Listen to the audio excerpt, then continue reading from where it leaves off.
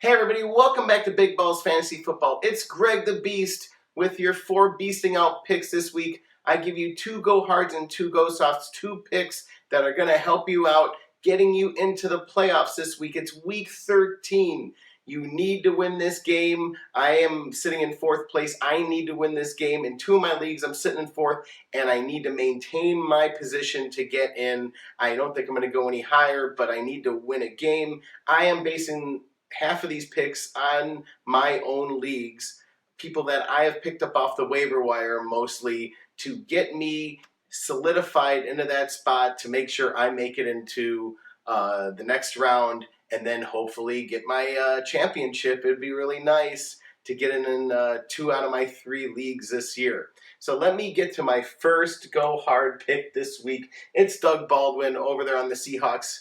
He is going up against the Vikings. He is a very big pickup this week, and I know. I was one of those guys holding off on him for a long time because Russell Wilson has been playing very erratically. So Doug Baldwin was some weeks getting points, some weeks not getting points. He, as I like to always talk about in my segment, he is beasting out. He's going on a streak. He has been getting really good stats. He has caught 19 passes, 4 touchdowns in the last 3 games. Week 10, 134 yards and a touchdown. Week 12 last week, 145 yards and 3 touchdowns. I'm no fool. I know he's not going to get 3 touchdowns every week. But if he can get you 100 yards and a touchdown each week going forward into your playoffs, I think that is a pretty damn good way to get through the playoffs with a really decent wide receiver. Some of the wide receivers are trailing off, and you're finding out they're not the guy that's going to get me through. Doug Baldwin, I am picking him as one of my picks to click because Russell Wilson is really getting a rhythm with him. He's going to especially get a rhythm with him because Jimmy Graham went out last week and is out for the season. So he is going to get a lot more targets than he even was getting now, and he was producing. So get him in your lineup this week. Sit him in there for your playoffs.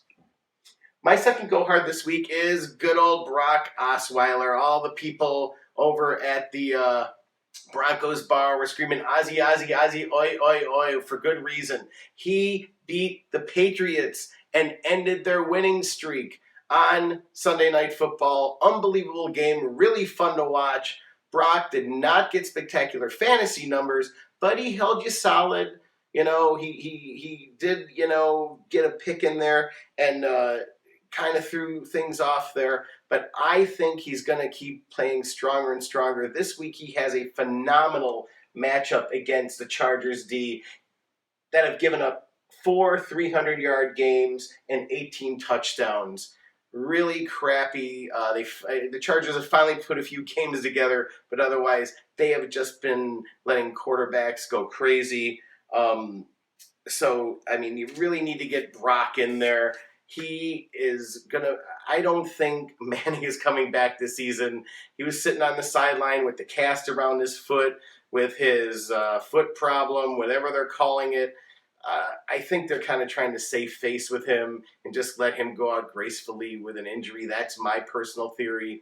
Brock's the guy. He has a rifle of an arm. He was going nuts to Sanders. I was a little disappointed at good old Demaryius Thomas over there dropping all of these lightning rod balls he was being thrown. Everybody was joking.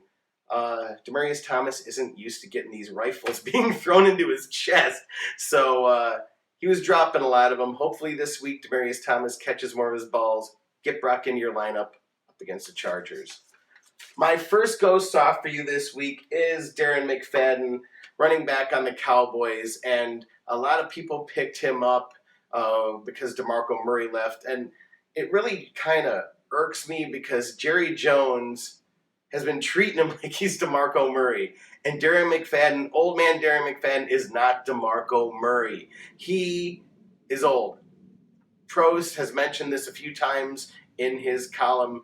I am shocked that he is even standing on 2 feet. He used to get injured every 3-4 games, and I'm waiting for him to just drop. But it is a bad matchup this week. He has a rivalry game against the Washington Redskins. And yes, I know, The Brock game up against the Chargers is a rivalry game, but that defense has just been piss poor. Redskins defense has been okay. They've been kind of hanging in there, and I just see this as an ugly game because Tony Romo, as we mentioned in the intro, if you didn't watch it, is out for the season. He re-injured his collarbone, so the Cowboys are going to be playing from behind. That means they're in the second half, they're going to have to give up the run, and Darren McFadden might get a few run for 3rd and 1s, but that's about it. McFadden's only had 3 100-yard games this season and only 2 touchdowns this season. So he's been going up and down for you, up and down for you, up and down for you. One week he does well, the next week he, gets you, 2 points. So I don't like this matchup. I don't like the rivalry thing. Don't put McFadden in this week, or at least don't expect to get the points out of him that you would want. And I don't think he's going to play very strong down the stretch in your playoffs either. My last go soft is any Patriots running back.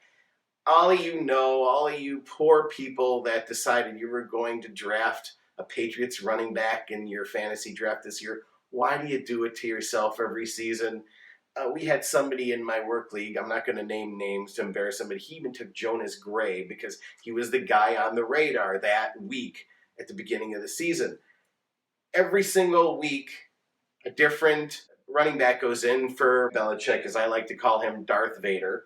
And I actually ran into a Patriots fan last night that calls him Darth Vader, and he's a fan of the team, so get off my back. Anyway, as I said, Belichick never uses the same running back in back-to-back games to get you fantasy points. If he does, it's very, very rare. You had Deion Lewis, and he got injured, but he only had 2 touchdowns and 234 yards on the season. And then you have LeGarrette Blount, who only has 6 touchdowns this season and one 100-yard game. Then you have the carousel of the Boldens and whoever else, backup White, whoever he picks up off of his practice squad, Belichick throws in. You get 1 strong week out of these guys, and then you got to drop them because the next 2 weeks they don't produce. So do not, I repeat, for your fantasy playoffs, do not put in any of the Patriots running backs because you're just asking for trouble. You might as well just roll dice and throw money down and just pray, and you need definites in your fantasy playoffs. So those are my picks for this week, my beasting outs. Let's get on to Jen Lee and her real men. Stay tuned.